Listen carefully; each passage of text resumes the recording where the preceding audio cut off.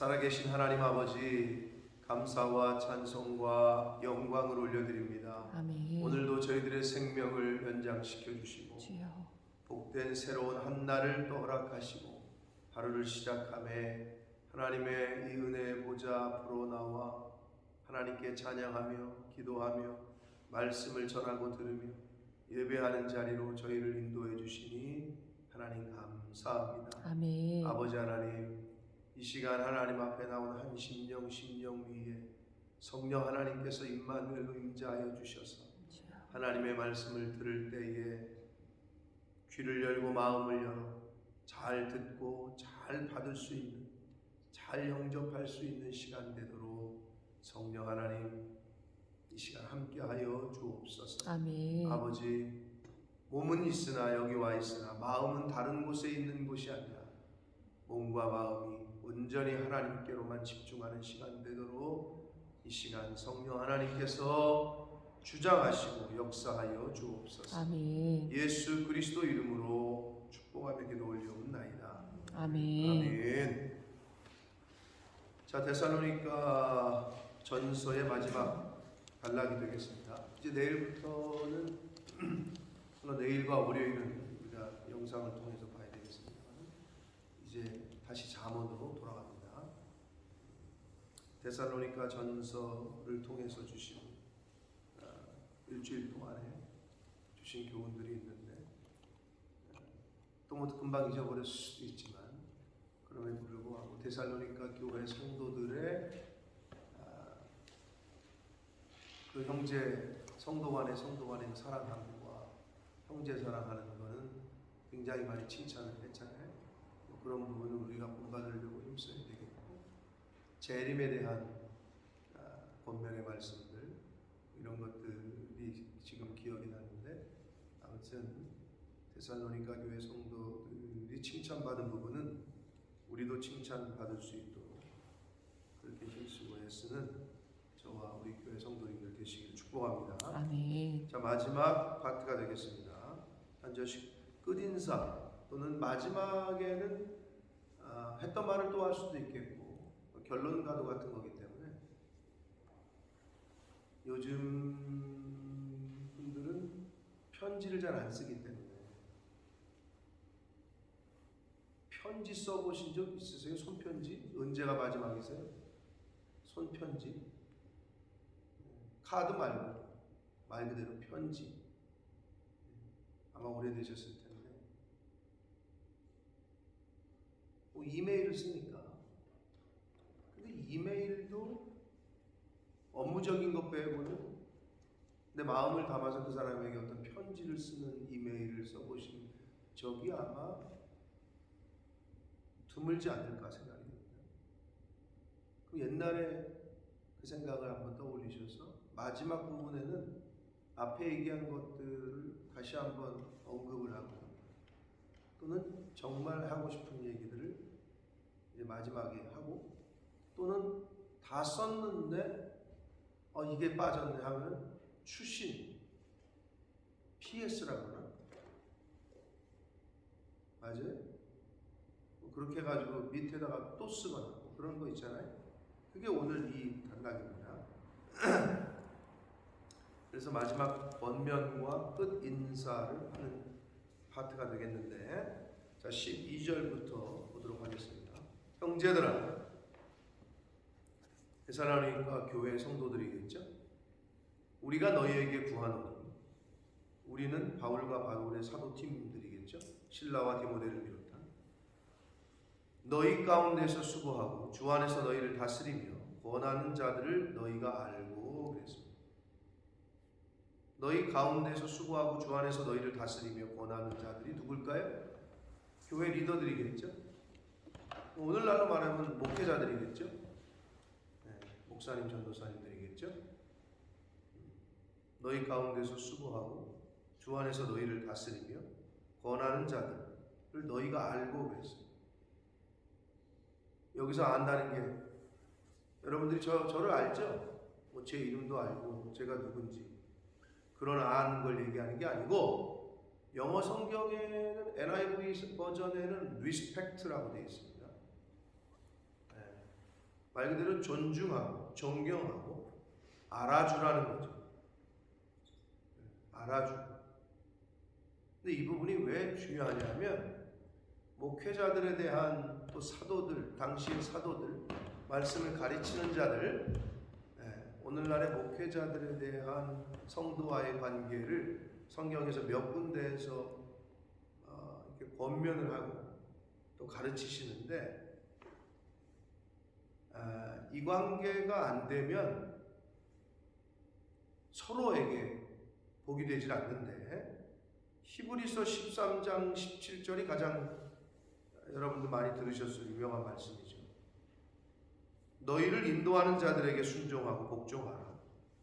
저희는 너희 영혼을 위하여 경성하기를 자기가 회개할 자인 것 같이 하느니라. 이 부분은 목회자가 해야 되는 거예요. 성도들을 위해서 회개하기를, 그들을 위해서 기도하기를 자기가 회개할 자인 것처럼 하는 부분은 그건 목회자에게 주신 말씀이에요. 그러면 성도에게 주신 말씀은 뭐냐? 저희로 하여금, 즉 목회자들로 하여금 즐거움으로 이것을 하게 해야, 즐거움으로 목회를 하게 하라는 거죠. 즐거움으로 설교를 하게 하고 근심으로 하게 하지 말라. 왜냐하면 그렇지 않으면 너희에게 유익이 없느니라 라고 말씀하셔요. 자, 목사님이 오셨어요. 또는 전도사님이 오셨어요. 근데 그분이 그 교회에서 사역을 할 때 즐거움으로 하게 해줘야 되는데 늘 걱정, 근심, 여러 가지 측면에서. 그럼 어떻게? 유익이 없다는 거예요. 성도에게 유익이 되질 않는다고 성경은 말씀합니다. 이거는 성도가 해야 될 몫이에요. 갈라디아서 6장 6절에는 더 직접적으로 말씀을 하십니다.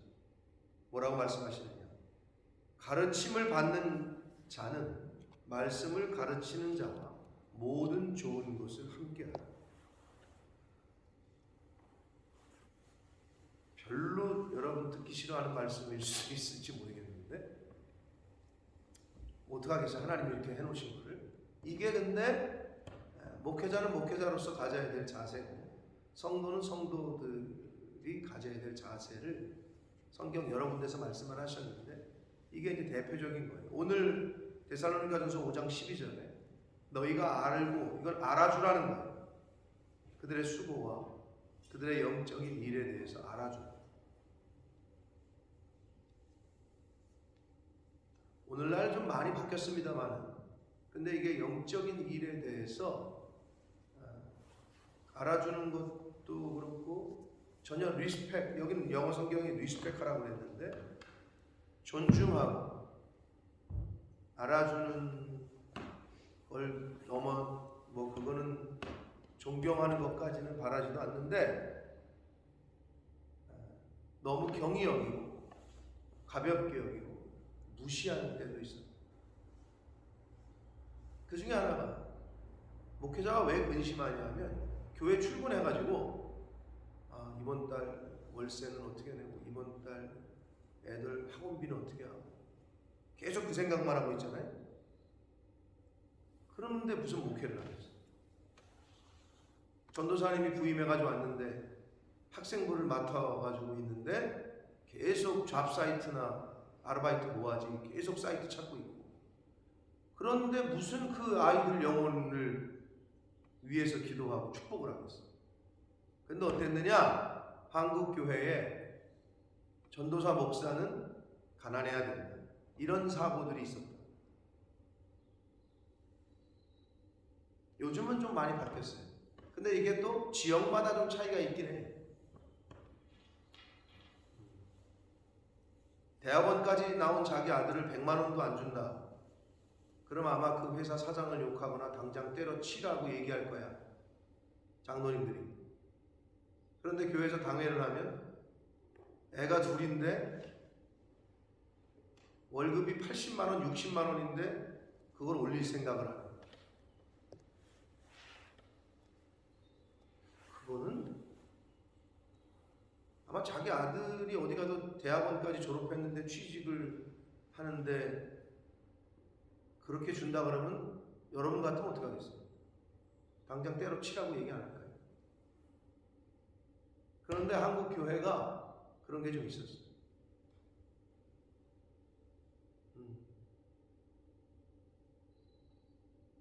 근데 요즘은 좀 바뀌고 있습니다만은, 그래서 이제 저희가 신학생 때 MDB 대학원 때도 부흥하는 교회 이렇게 찾아가잖아요. 그러면 이유가 있어요. 그 중에 하나는 목사님이 혼자서 부흥을 못 시켜요. 그러면 부교육자들이, 그러니까 뭐랑 똑같으냐? 여러분이 어떤 가게를 오픈했어. 근데 이 사장 혼자서 그걸 못해. 그러면 밑에서 일하는 스태프들이 사장의 마음을 품어주면 얼마나 좋겠어. 이 일이 내 일이라는, 내 사업이다라는 마음을 품어주는 게 제일 좋겠지. 밑에 있는 사람들이 뭐 이게 내 일이야, 손해가 나건 뭐 어떻게 되건 가는 건 사장 일이지, 나는 월급만 받으면 되지, 이런 스텝이 있는 거랑 내 일처럼 하는 스텝이랑, 그럼 어떤 회사 또는 어떤 가게가 부흥하고 발전하겠네요. 그렇죠? 근데 이 부교육자들이 그런 마음을 갖기가 굉장히 어렵다는 거지. 그런데 그런 마음을 갖게 해주는 교회들이 있어. 목사님들이 있어. 진짜 세밀한 것 하나까지도 살피고. 제 전도사 시절에 큰 것도 아니지, 큰 거라면 큰 거지, 우리 한 전도사들, 부교육자들이 한 7명 있는 교회였었는데, 어렸죠. 전도사니까 30이 안 됐고 미혼이었으니까. 그런데 저희를 결혼시켜 주신 목사님이지, 돌아가셨지만 이 북한 분이었는데,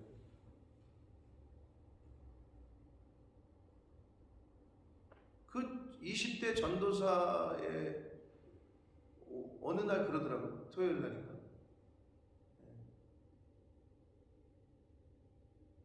퇴근하려고 하는데, 월요일이 쉬니까 우리는, 저희 아버님 생신이 그날이었었는지 그 전후였었는데, 그 목사님이 저한테 10만 원을 그 당시에 주시면서 아버님 생신이시지, 가가지고 고기라도 사들고 가서 찾아뵈라, 이러시는 거예요.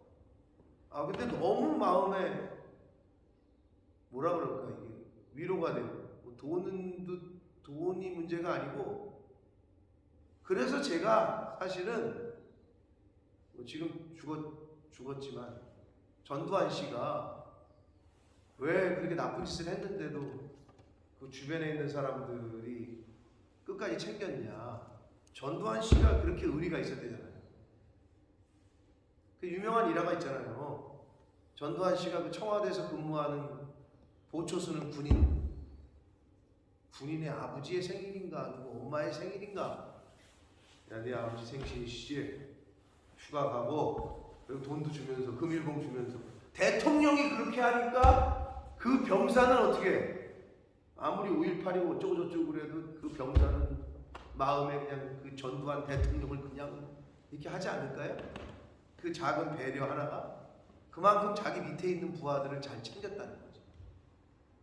그런 유명한 일화가 있어요. 근데 이제 제가 그런 거가 지금도 잊지를 못해. 그때 그 목사님의 그 조그만 세심한 배려를. 그래서 제가 그랬는데, 야, 나도 담임 목사가 되면 혹시 전도사들이 있으면 사모님 생일인데 또는 뭐 그렇게 좀 그런 목사가 돼봐야 되겠다. 그런데 은퇴할 때까지 그런 목사가 될지는 잘 모르겠네요. 우리 교회 상황상 전도사님이 하여튼 그랬던 제 기억이 있어요. 그렇게 부교육자 때는 그렇게 담임 목사님이랑 또 이제 성도님들이 그렇게 이제 챙겨주시는 게 있었어요. 이게 걱정과 근심을 하고 있잖아요. 교회 와가지고. 그러면 절대 그 부서가, 그리고 그 교회가 부흥할 수가 없어요. 근데 전도사님들과 부교육자들이 담임 목사님과 하나가 돼서 온 마음과 정성과 수고를 거기다 쏟는다. 그럼 부흥 안 할 수가 없어요. 근데 부교육자들이 교회 와가지고 전부 다 뭐 주식이나 자기 주식 올라갔나 주식이나 살피고 있고, 아르바이트 뭐 할 거나 이거 계속 살피고 있고, 그런 교회가 부흥을 하겠어요? 그건 절대 안 돼요. 그래서 이렇게 말씀하시는 거예요. 근심으로 하게 하지 말라. 즐거움으로 하게 하라. 그리고 너희들이 좋은 게 있으면 모든 좋은 것을 함께 해라.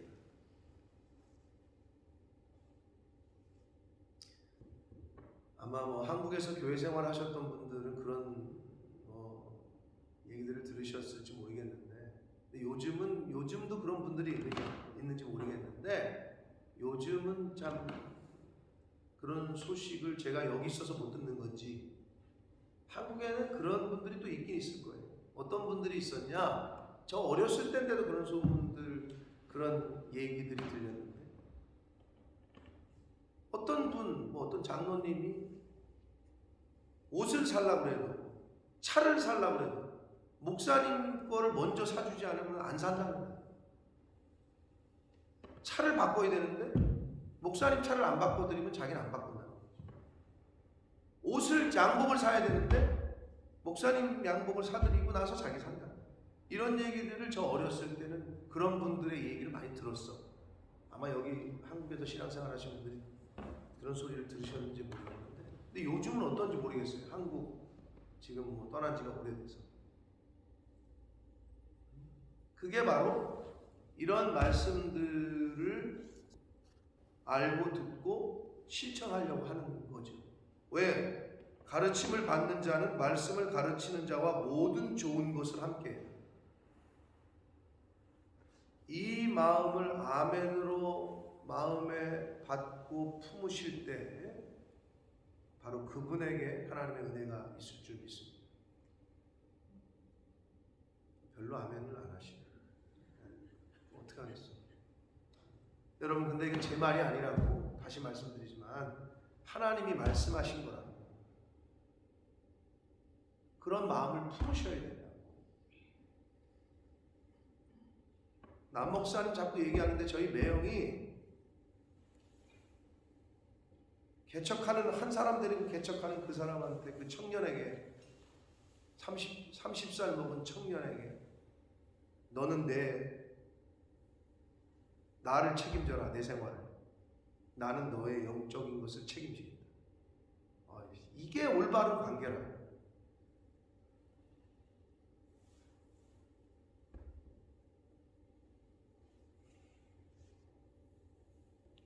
하나님의 말씀이니 제 얘기로 듣지 마시고 주의 말씀으로 들으시기를 축복합니다. 아멘. 네.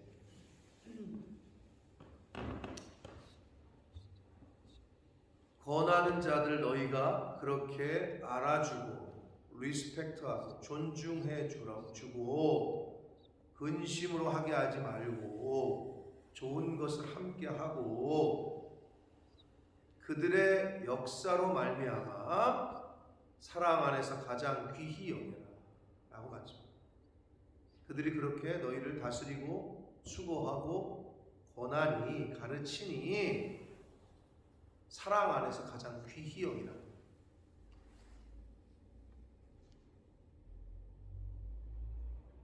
아니, 성도님들이 목사를 그렇게 가장 귀히 여기고, 목사가 성도 한 사람 한 사람, 여러분의 자녀 한 사람 한 사람을 가장 귀히 여길 때, 그럴 때 하나님이 그 공동체, 그 교회에 복을 주시는 거예요. 아멘. 이게 하나님의 만드신 질서라.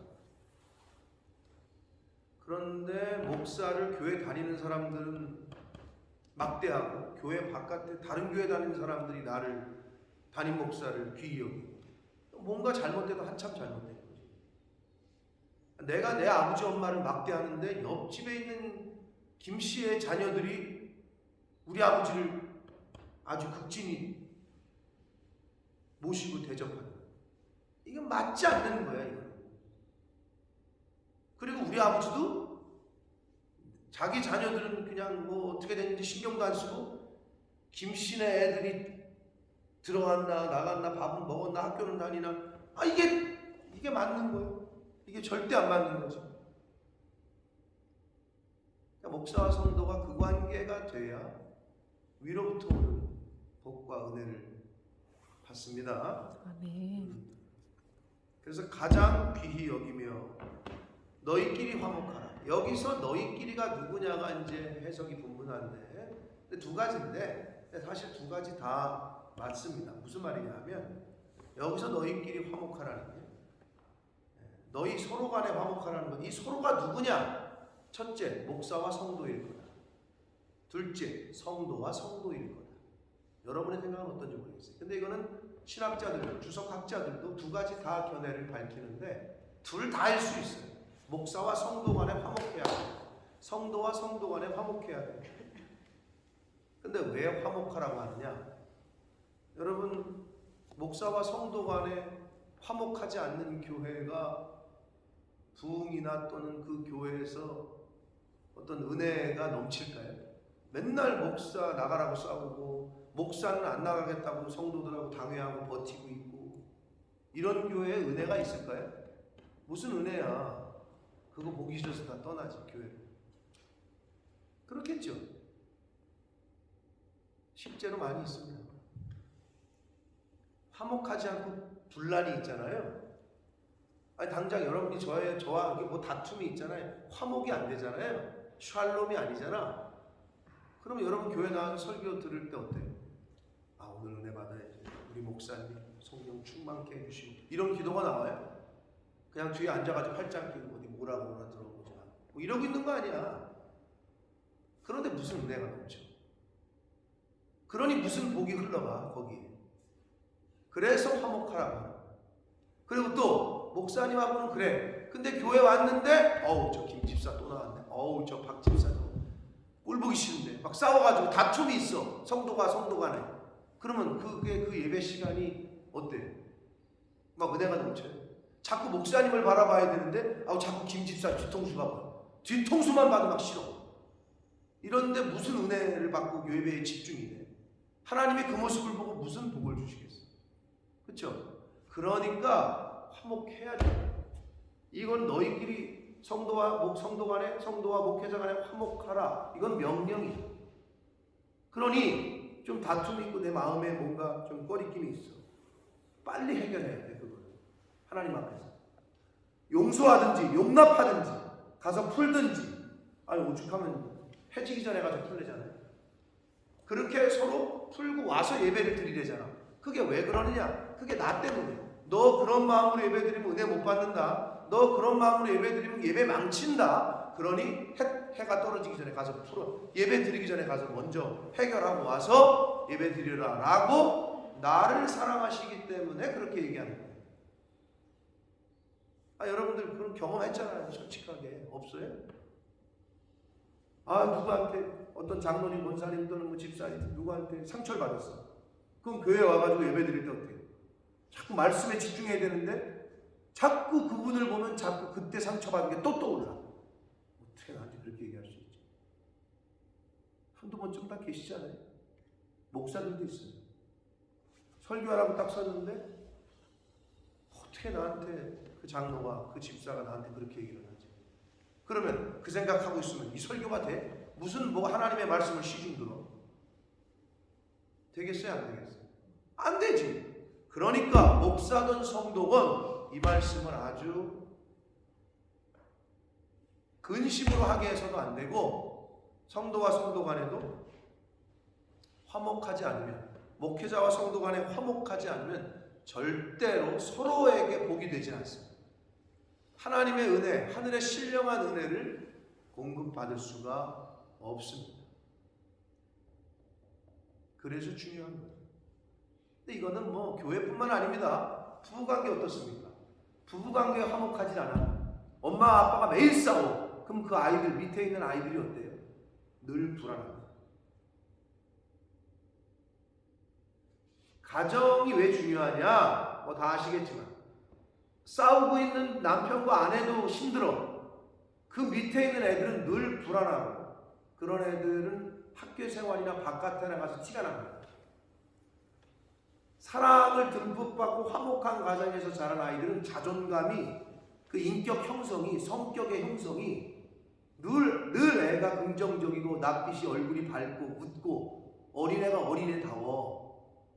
그런데 애가 초등학교 6학년짜리인데 막 애가 막 눈치 보고 눈치가 빠삭하고 이거는 뭔가 집안에 문제가 있는 거야. 그 조그만 애가 왜 눈치를 봐야 돼? 근데 그냥 그게 집안에서부터 계속 있는 거죠. 애가 애 같지가 않아. 그래서 중요한 거예요. 화목이라는 거. 첫째는 하나님과 화목하셔야 되고 목회자와 화목하셔야 되고 둘째는 성도와 성도 간 이웃 간에 가장 그 이웃의 첫 번째가 누구야? 가장 가까운 남편과 아내 간에 그리고 가족들 간에 화목한 가정. 오죽하면 성경도 모르는 유교에서도 가화만사성이라고 그랬을까? 가정이 화목해야 만사가 이루어진대잖아요. 그거는 성경을 모르는 사람들도 인생을 살아보니 그래야 된다는 걸 깨달은 거지. 사랑하는 성도 여러분, 저한테 뭐가 찝찝한 거 있으면 빨리 와서 얘기하시라고. 그리고 저와 제 아내도 이제 뭔가 저거 한 거 있으면 바로바로 얘기하려고. 이게 속에 이렇게 품으면 안 돼. 오해가 있으면 풀어야 돼. 아시겠어요? 뭐가 있으면 와서 바로 얘기를 하시라고. 아시겠죠? 끝까지 그냥 이렇게 난 삐졌어 이러고 있으시려고 지금 대답 안 하는 거예요? 왜 대답들을 안 해? 물어보면 대답을 해. 부모님이 불러도 대답 안 하죠. 시아버지가 불러도 대답 안 해.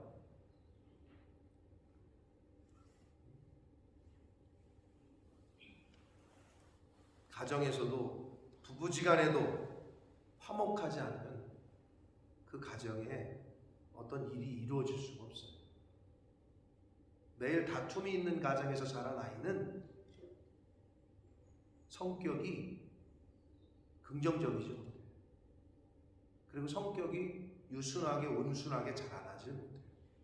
당연히 그럴 수밖에 없겠죠. 그래서 그게 중요합니다. 그래서 화목하라고 하시는 거예요. 화목해야 뭔 일을 같이 할 수 있어. 다툼이 있는 가정, 다툼이 있는 교회에서는 앞으로 나아가기가.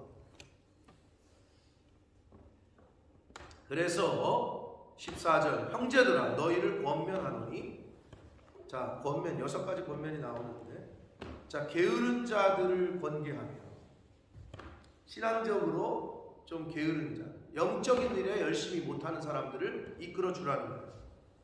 권면하며. 물론 뭐 실생활에서 게으른 사람들도 권면해야 되겠지만 영적인 일에 기도를 안 하고 성경 본지를 않고 성경 말씀 배우는 데는 나오려고 하지 않고 이렇게 좀 영적인 일에 좀 둔감하고 게으른 사람들, 이 사람들을 그냥 방치하지 말고 권면하라는 거예요. 그리고 어떻게? 마음이 약한 자들을 격려하고. 마음이 약한 자들은 격려해 줘야 돼. 마음이 약한 자들을 채찍질하잖아요. 그러면 나가 떨어져. 마음이 약한 자들은 격려하고 이끌어줘요. 자, 그리고 힘이 없는 자들을 붙들어줘야 돼. 왜 힘이 없어? 왜 이렇게 못해? 그렇게 얘기하잖아요. 그러면 쓰러진다. 붙들어줘야 돼. 그리고 모든 사람에게 오래 참아요. 뭐 오래 참는 거는 성령의 9가지 열매 중에 하나죠. 성경에서는 계속 이 오래 참음에 대한, 절제에 대한, 인내에 대한 말씀을 많이 하십니다. 뭐 유교에서는 어떻게 가르칩니까? 오래 참음에 대해서 뭐라고 얘기하죠? 우리 속담에? 참을 인자 3번이면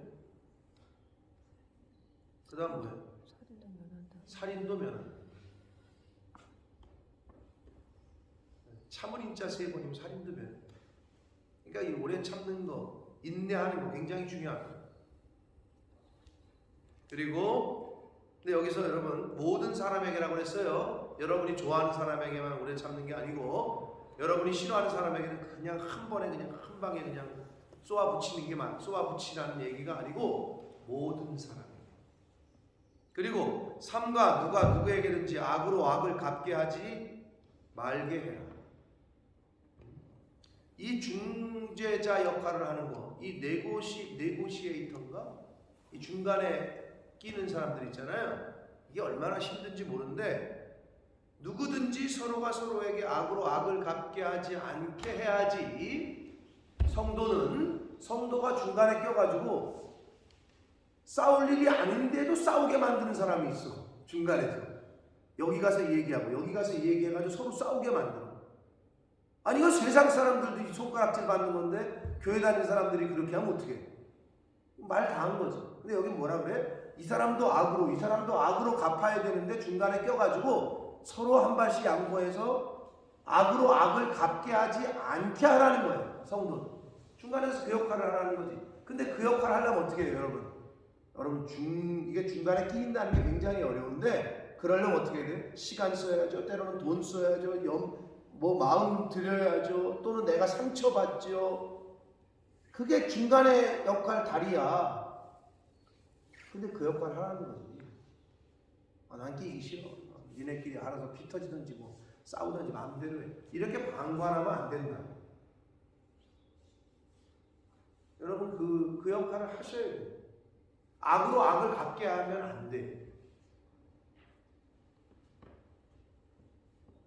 그리고 서로 대하든지 모든 사람을 대하든지.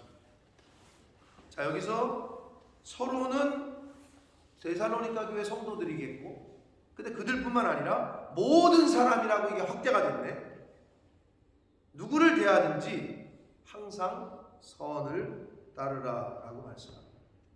즉 나에게 악으로 대하는 사람에게도 선을 따라서 선하게 대하라는 거예요. 여러분, 나에게 좋게 하고 나를 사랑해주고 나를 이뻐해주는 사람을 그렇게 대하는 건 누구나, 그건 세상 사람들도 다 해요. 동물도 그래. 근데 어떻게? 나를 괴롭히고 나를 힘들게 하고 나에게 상처 주고 나를 아주 그냥 못 살게 하는 사람, 이 사람을 선하게 대하기는 정말 어려워요. 근데 예수님이 그러셨지. 채찍질하고 지금 창으로 찌르고 죽이고 있는데, 아버지 저들은 저들의 하는 일을 모르니 용서해달라. 이 예수님이 마음 아니에요? 그러니까 우리는 거기까지 가야 되는 거죠. 여러분, 지금 떠오르는 사람들이 있으면 어금니 깍 물지 마시고 그 사람 위해서 축복하고 기도해 주시기를 축복합니다. 그렇게 하셔야 돼요. 그래야 하나님이 나에게 은혜 주시고 그 관계를 해결하시고 풀어주시고, 여러분이 복 받으라고 하나님이 그렇게 하라는 거예요. 왜 맨날 손해보는 것 같죠? 성경에 보면은 꼭 왜 내만 당해야 되고, 나는 왜 계속 줘야 되고, 나는 왜 맨날 저런 소리를 들어도 아무 말 못하고 바보처럼 그냥 입 다물고 덩어리처럼 있어야 되고, 왜 나는 왜 그래야 되지라고. 하나님은 근데 그걸 계속 그렇게 하래. 왜 그런 줄 아세요? 여러분에게 그래야 복을 받아. 그래야 여러분의 자녀들이 복을 받아. 악으로 악을 갚고 선으로 선을 대하는데 그 선을 대한 걸 악으로 갚잖아. 그걸 하나님이 가만두시겠어? 하나님이 다 카운트하셔. 그 사람이 아니라 그 사람의 자녀들까지도 복이 안 된다니까. 그러니 누가 나를 악하게 대하더라도 선으로 대해야 돼, 나는. 그러면 서로가 그럴 때 그런 사람들만 있는 공동체다. 그러면 싸울 일이 어디 있겠어. 그렇죠. 그런 사람들만 있다.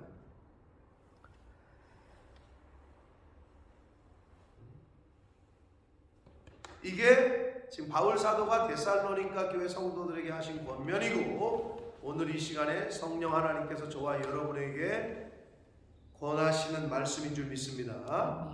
16절로 18절 우리 너무나도 잘 아는 이 말씀은 성도로서의 바람직한 일상생활에 대한 이야기예요. 성도라면 이래야 된다는 거지, 일상이. 성도라면 하루하루의 삶이 이래야 된다는 거예요. 그게 뭐예요? 항상 기뻐해야 된다는 거예요. 쉬지 말고 기도해야 된다는 거예요. 범사에 감사해야 된다는 거예요. 왜냐? 이것이 그리스도 예수 안에서 너희를 향하신 하나님의 뜻이래. 근데 여러분, 이건 명령이.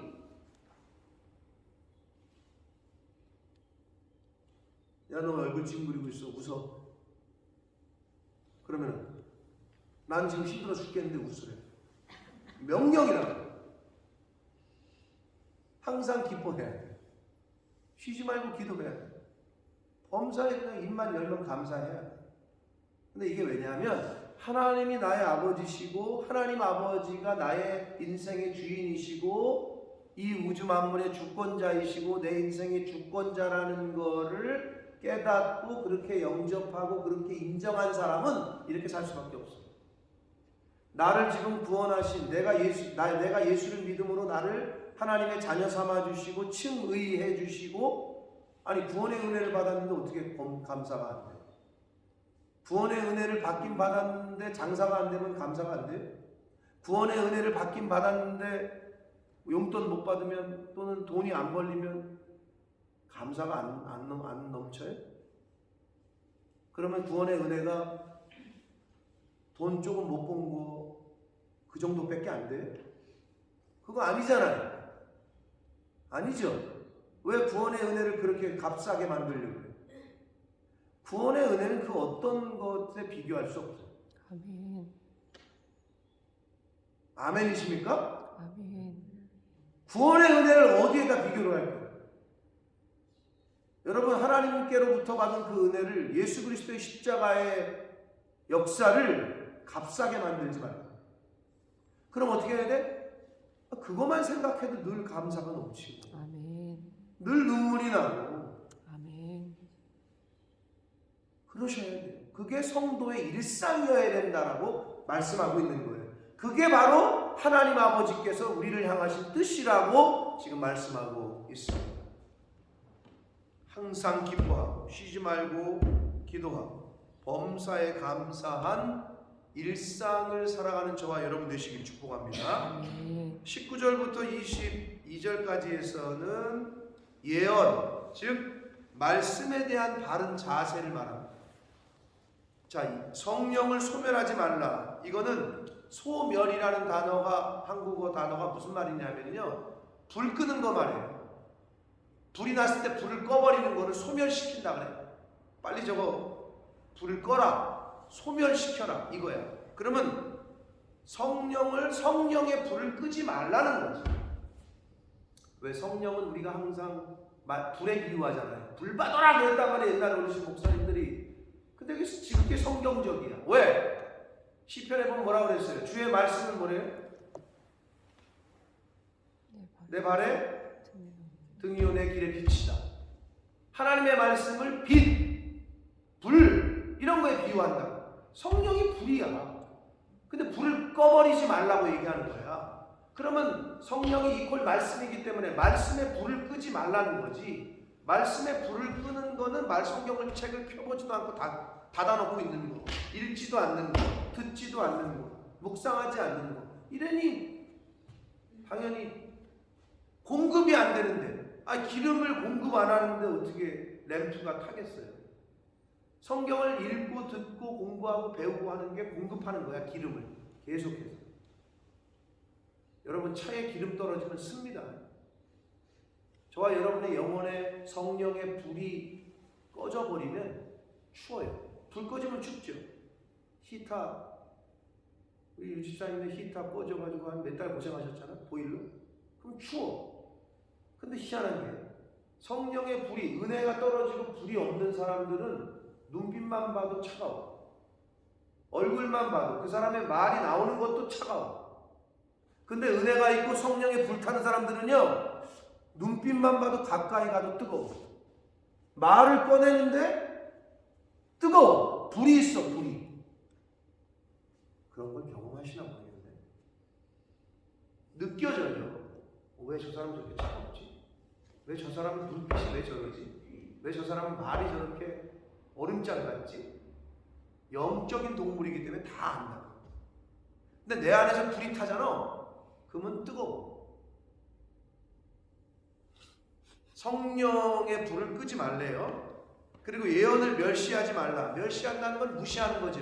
근데 예언은 여러분, 여러분이 생각하는 예언은 뭐 내일 무슨 일이 있을 거다, 내일 뭐 어디 가다 누굴 만날 거다, 이런 게 아니고 예언은 하나님께서 나에게 주시는 말씀이 예언이에요. 아멘. 하나님께서 나에게 말씀하신 그게 예언이라고. 여러분 그렇게 생각하시면 안 돼요. 쉽게 얘기하면 예언은 하나님의 말씀이다, 이렇게 생각하시면 틀리지 않습니다. 즉 하나님의 말씀을 무시하지 말라는 거예요. 하나님의 말씀을 멸시하지 말라는 거예요. 그리고 어떻게?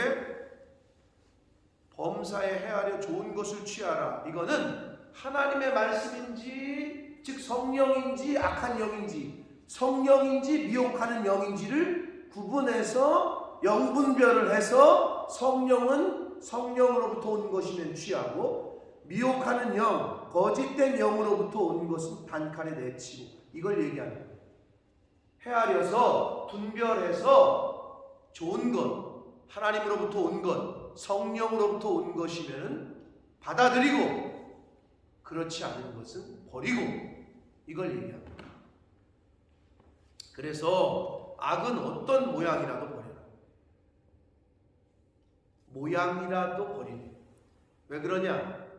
죄와 악의 특징은 전염성이 강해요. 전염이 빠릅니다. 악한 것들은 전염이 빨리 돼요. 근데 영적인 것은 부단히 노력하고 내가 부단히 의지를 들이고 애쓰지 않으면 되질 않아요. 여러분 오토매티클리 성경책이 펴지고, 오토매티클리 무릎이 꿇어지고, 오토매티클리 하나님께 기도하는 게 잘 되시는 분들은 이게 이제 성화되어져 가는 거예요. 그런데 혼자 있을 때 오토매티클리 넷플릭스를 켜고, 혼자 있을 때 오토매티클리 노트북을 켜서 드라마를 보는 거는 누가 시키지 않아도 잘해. 잘 돼. 진짜로. 그런데 혼자 있을 때 무릎 꿇고 기도하고, 성경을 읽고, 암송을 하고, 큐티를 해서 적고, 이거는 부단히 내 의지를 들이고 노력하고 애써야 돼. 이게 근데 오토매티클리 되시는 분이 있다, 습관화가 돼가지고 정착이 됐다, 그러면 이제 이게 성화의 단계로 가는 거예요. 인격화되고 성품화되고. 여러분 그게 훈련이에요. 결국 그거 하려고 좀 계속 부단히 애쓰고 노력하는 거예요.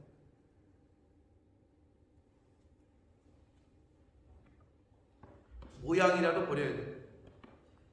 자, 23절은 이제 데살로니가 성도들을 위한 중보기도인데, 바울의 평강의 하나님이 친히 너희를 온전히 거룩하게 하시고, 또 너희의 온 영과 혼과 몸이 우리 주 예수 그리스도께서 강림하실 때 흠없게 보존되기를 원한다, 이렇게 중보를 하고 있습니다.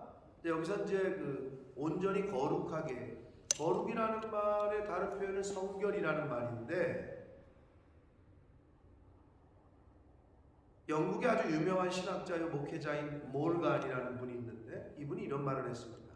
성결함이라는 것은, 거룩함이라는 것은 유혹으로부터 완전히 자유, 즉 유혹으로부터 떨어져 있는, 죄로부터 떨어져 있는 자유가 아니라 유혹 또는 죄악을 부정한 것, 거룩하지 않은 것들을 이기는 능력의 성결이고 거룩이다, 이렇게 얘기해요. 그러려면 여러분 능력이 있으려면 어떻게 해야 돼요? 부단히 연습하고 노력하고 애써야 돼요.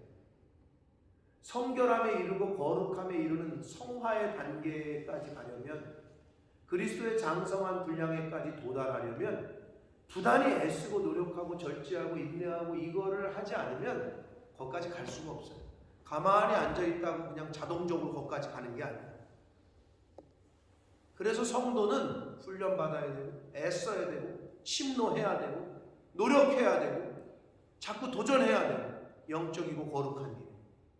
그게 안 되고 가만히 있고 말씀만 듣고 이렇게 있는다고 그냥 성화의 단계로 저절로 가지진 않아. 뼈를 깎는 수고와 노력이 있어야 국가대표가 됩니다. 프로 선수가 됩니다. 운동을 하는데 그냥 운동한답시고 하고 싶으면 하고 하기 싫으면 안 하고, 그럼 무슨 프로가 되고 무슨 국가대표가 돼요? 영적으로도 똑같아. 그래서 성결함이라는 거는 유혹을 이기는 능력이다. 거룩함이라는 거는 그걸 이기는 능력이 거룩함이라는 거예요. 근데 여러분, 능력이 그냥 얻어지냐? 그냥 얻어지는 능력은 없어요. 영적으로 그렇게 부단히 애쓰고 노력해야 돼요. 자, 그리고 너희의 온 영과 혼과 몸, 이게 이제 여기 3분설 또는 이제 성경에 보면 2분설, 영혼을 같이 보는 분들도 있고, 그러니까 영과 몸 이렇게만 얘기하는 분들이 있는데, 3분설의 대표적인 백그라운드가 되는 말씀인데, 영은 헬라어로 푸뉴마라는 단어고요, 혼은 푸시케라는 단어고, 몸은 소마라고 하는데, 이 푸뉴마는 영은 하나님과 직접적으로 소통하는 기관을 말해요. 하나님과 교제하는. 이 몸뚱아리는 육신은 하나님과 교제할 수 없어요.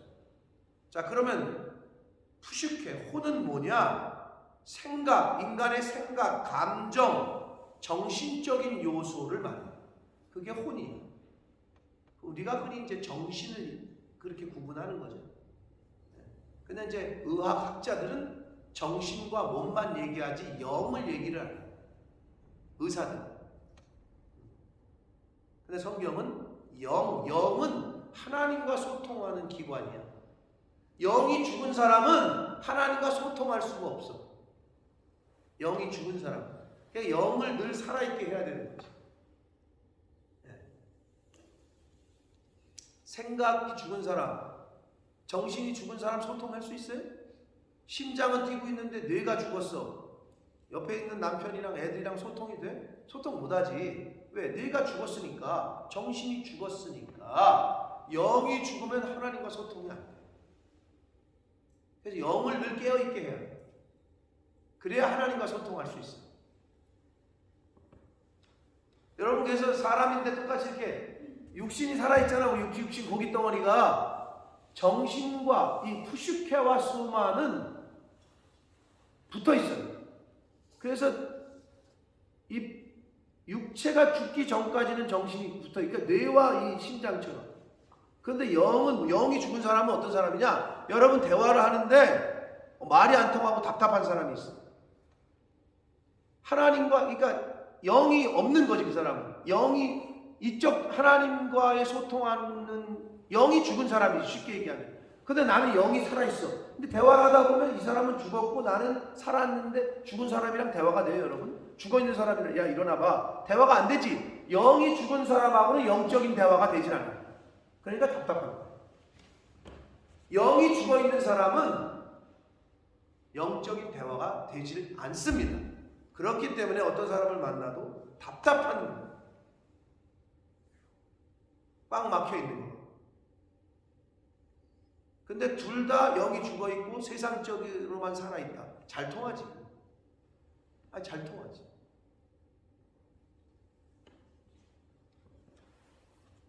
네. 그리고 몸은 말 그대로 인간의 육체의 이 몸을 말해요. 그런데 이 혼과 영과 혼과 몸이 우리 주 예수 그리스도께서 강림하실 때, 재림하실 때 흠없게 보존된다. 부활체를 말해요. 이제 완전한 영체인 부활체로 부활하게 될 거예요. 그렇게 되기를 원한다 라고 축복을 합니다. 24절, 너희를 부르시는 이는 미쁘시니. 미쁘시다는 이 개역 개정 또는 개역의 성경에 이 미쁘다는 한국말은 신실하다, 영어로는 뭐 faithful 이렇게 얘기합니다. 신실하다는 뜻이야. 하나님이 변함이 없으시고, 그렇기 때문에 그가 또한 이루실 것이다. 하나님은 신실하시기 때문에 약속하신 건 그대로 이루신다는 거죠. 형제들아, 우리를 위하여 기도하라. 마지막 문안 인사를 합니다. 우리를 위하여 기도하라. 우리는 누구예요? 바울과 그 동역자들. 성도님들이 왜 목회자를 위해서 기도해야 되느냐? 목회자들은 성도들이 기도해 주지 않으면 이 영적인 일을 해나가기가 어렵습니다. 그래서 여의도 순복음교회 우리 조영기 목사님 때는 중보기도팀이 부대가 있었대. 부대가 100명인지 200명인지. 그래서 이분은 일부 예배 나와서 예배를 드리고, 그리고 조용기 목사님 설교할 때 어디 기도실에 들어가서 기도한대. 목사님 설교하실 때까지. 설교가 끝날 때까지. 예배가 다 끝날 때까지. 대단하죠? 그렇게 중보하고 있는 거야. 아론과 훌이 전쟁할 때 이 손을 내리지 않는 것처럼 계속 기도하고 있는 거죠. 중요합니다. 우리를 위해서 기도하라. 거룩하게 입맞춤으로 모든 형제에게 무난하라. 형제가 형제들 서로 믿는 사람들이 그렇게 거룩한 그러한 마음으로 사랑하는 마음으로 서로가 서로에게 무난하고 화목하라. 내가 주를 힘입어 너희를 명하노니 모든 형제에게 이 편지를 읽어주라. 여러분 이게 참 왜 편지를 읽어주랬냐 하면 신명기 31장 11절에 보면 이 모세가 여호수아에게 이제 어떤 리더십을 이양하면서 이런 말씀을 해요. 온 이스라엘이 네 하나님 여호와 앞에 즉 택하신 곳에 모일 때에 이 율법을 낭독하여 온 이스라엘로 듣게 해라. 그러니까 모세가 여호수아에게 이 리더십을 이양하면서 너는 어떤 자리에서건 이 이스라엘 백성들이 하나님 앞에 모이면 이 율법의 말씀을 계속 낭독해서 듣게 해라 라고 명령을 해요. 이게 굉장히 중요한 거죠. 오늘날로 말하면 매 모이면 하나님 말씀을 전해라. 가족들이 모이면 계속해서 하나님의 말씀을 가르쳐라.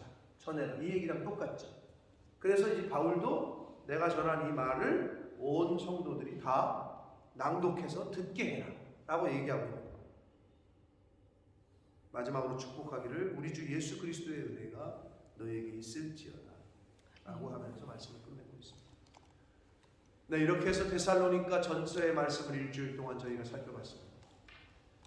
한 주간 이 데살로니가 전서의 말씀을 통해서 어떠한 여러분 깨달음과 은혜가 있을지 모르겠으나 데살로니가 교회의 교인들의 형제 사랑, 이웃을 사랑하는 것, 교인들끼리 화목하는 것, 이것은 너무나도 칭찬을 받은 것을 우리가 볼 수 있었습니다. 바라기는 이 본모습 푸른나무 교회에 속한 저와 여러분이 하나님 앞에서 이렇게 칭찬받을 수 있도록 아멘. 그렇게 애쓰시고 힘쓰시는 저와 여러분 되시길 축복합니다. 아멘. 그러려면 한 사람 한 사람이 어떻게 해야 돼요?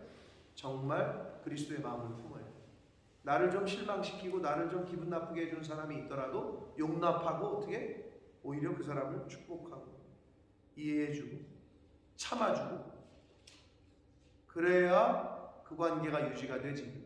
그렇지 않으면 그러기가 어렵습니다. 바라기는 하나님 앞에서 데살로니가 교회 성도들이 바울에게 이런 칭찬을 받은 것처럼 하나님 앞에서 그런 칭찬을 받을 수 있는 우리 교회 그리고 여러분 한 사람 한 사람 한 분 한 분 되시기를 예수 그리스도 이름으로 축복합니다. 아멘. 살아계신 하나님 아버지 감사와 찬송과 영광을 올려드립니다. 한 주간 데살로니가 전서의 말씀을 같이 묵상하게 해주시고 또 말씀을 주시니 감사합니다. 아멘. 아버지 하나님 데살로니가 교회 성도들에게 바울 사도가 쓴 편지를 통하여 말씀을 저희가 함께 봤습니다. 오늘날 성령 하나님께서 이 말씀을 통해서 한 사람 한 사람에게 또 저희 교회에 주시는 교훈과 말씀이 뜻이 있는 줄 믿습니다. 하나님 한 사람 한 사람에게 깨닫게 하신 것들이 있다면 잘 가슴에 새기고 마음에 새기고 그 말씀에 순종케 하여 주옵소서. 아멘. 저희 교회도 데살로니가 교회가 온 마게도니아 지방에 소문이 나고 좋은 소문과 믿음의 소문과 사랑의 소문이 났던 것처럼 주님. 저희 교회도 본모스 지방에 나아가 이 영국 전체에 그렇게 좋은 소문이 퍼지는 교회, 사랑이 넘치는 교회, 주님. 때로 그렇게 알려지게 될 수 있고 또 하나님 앞에서 그렇게 칭찬받을 수 있도록 주님. 주여 은혜 내려 주옵소서. 아멘. 아버지 내가 그렇게 살 때 너가 그렇게 살아야 그렇게 우리 교회가 잘 되지가 아니라 내가 그렇게 살 때 그러한 칭찬을 받게 될 줄 믿사오니 주님. 하나님 나부터 그러한 삶을 사는 은혜 내려 주옵소서. 아멘. 예수 그리스도 이름으로 축복하며 기도 올려옵나이다. 아멘.